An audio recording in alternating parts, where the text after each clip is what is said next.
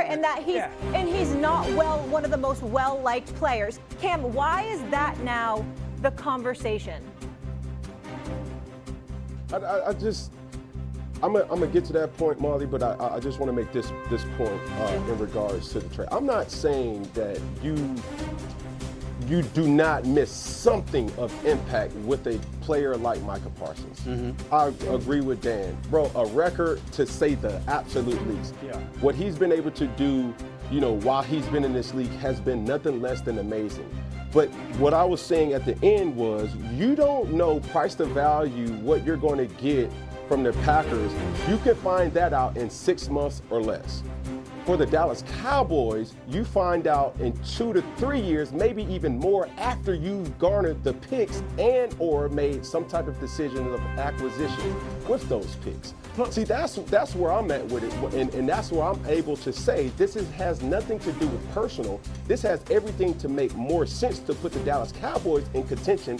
Yes, is it a 30th pick or a late 20 pick? Yes, cool, but that still gives you 2 first-round picks for 2 years.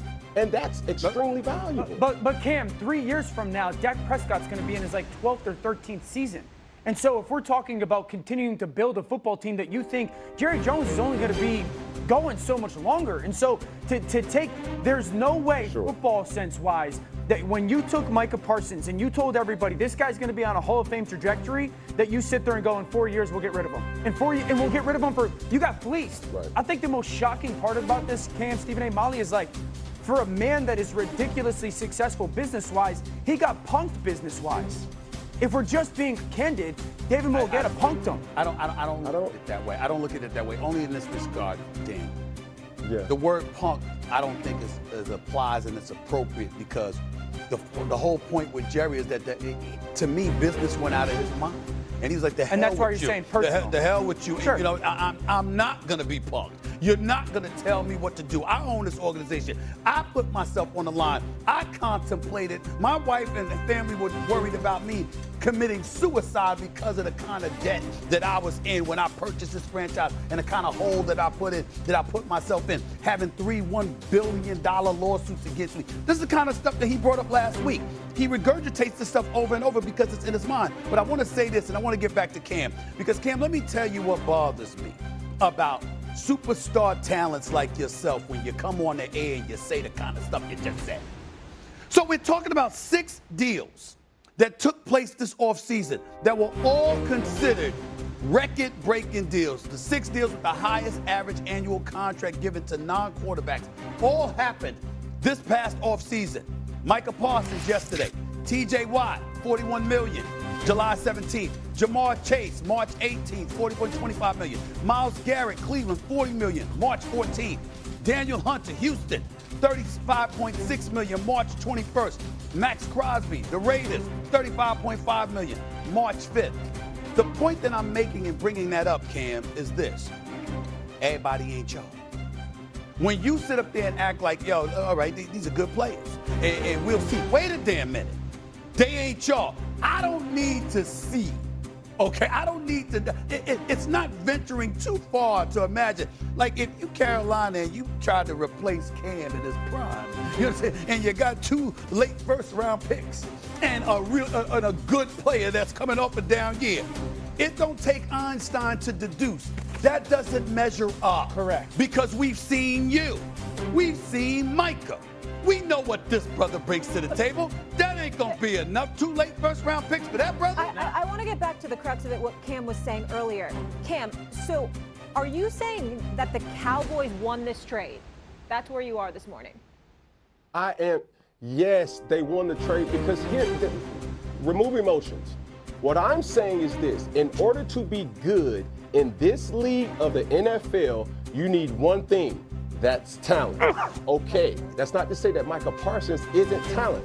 Bless you. What I am saying is, and if you do not have talent, what next do you need is acquisition ability to get talent. And that's what Jerry Jones did. He has potentially 5 picks in the first round alone, or no, he has 4 picks in the first round alone as of today. We don't know what Kenny Clark is going to be. He's made it abundantly clear and said this, we want to stop the run, right? So we know, Dan, as a great player that Micah Parsons is, he's an edge rusher.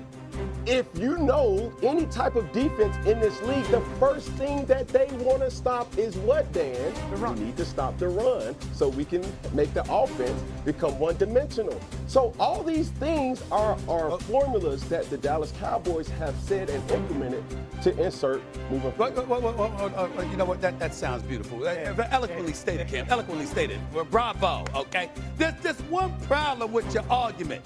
The brother that's wrong. That would be 2. I'm sorry, 2 of them, all right? 1 that he's wrong, and 2, the why. The why is it ain't just about him being traded. It's where he was traded to. You're talking about a contender within the same conference as the Dallas Cowboys that, by the way, whipped the Dallas Cowboys' ass the last time they met in the playoffs a couple of years ago. The Dallas didn't make it last year. And then on top of it all, not only did that happen, the Packers didn't either. But all right, I understand. But they 60 beat seconds Dallas. here, guys, but we're coming back. Bottom line is, they got younger and better, and they're within the same conference as the Cowboys. Oh, my good Lord. So, okay, 4 picks in the first round over the next 2 years. The last 2 defensive linemen that the Cowboys have picked late in the first round, because that's where these picks are going to be, have been Mozzie Smith and Taco Charlton. Taco Charlton did not pan out, and Mozzie Smith has not either. You can have all the picks you want. If you don't make the right ones, it's not going to matter. The second thing is, who won this trade? We're talking about a team in Green Bay that has a top 5 offense, now a top 10 defense, or a top 5 defense. It's going to now be the best pass rush duo in the NFC. You pair Parsons with Rashawn Gary, this team is the team to beat when it comes to outside of Philadelphia. The last thing, Molly, is this, because Cam, there's no way. Real quick, though, I got to get in. There's no way that we can sit here and say that the Cowboys are an afterthought now. They're going to have the worst defense in the division. Okay, hold that thought. Plenty more meat on the bone. You can expound on that in It's freed up $24 million in 2025 salary cap space, boosting availability funds for over $44 million. On top of that, at the bare minimum here, you can potentially get 3 good players for the price of 1. Now, granted, is Micah Parsons a cornerstone player for the Dallas Cowboys? Absolutely. Being able to garner 52.5 sacks over a 4-year span, unheard of, exceptional. But when you're saying price to value, Jerry Jones has identified and said this: what somebody was willing to pay a person, I was not willing to pay. In order for you to get the person that is still up on the contract for the Dallas Cowboys, you're going to have to pay top dollar, which the Green Bay Packers did. When I'm looking at this whole situation, I'm saying, hey, is this an emotional impact to the locker room? Yes. But for the betterment of the locker room, you have an opportunity to get 3 potential players for future situations. That is undoubtedly something that you will want to say as a decision maker. But here's the thing, though, Stephen A. and Dan, to think about. We will know if this is a good trade for the Green Bay Packers in less than 6 months. We won't know if this is a good trade for the Dallas Cowboys until about 2 to 3 years after those picks have already made their impact in the NFL. I think we're dealing with some technical difficulties with Cam, but I want to kick it to you. It's a good time to pause anyway, because we're on polar opposites. Stephen A. just said this is personal, not business, and then Cam saying this is purely football. But obviously with the Dallas Cowboys, it's going to take some time to see how it all pans out. Green Bay, he says the next 6 months, we're going to know whether this was the right choice.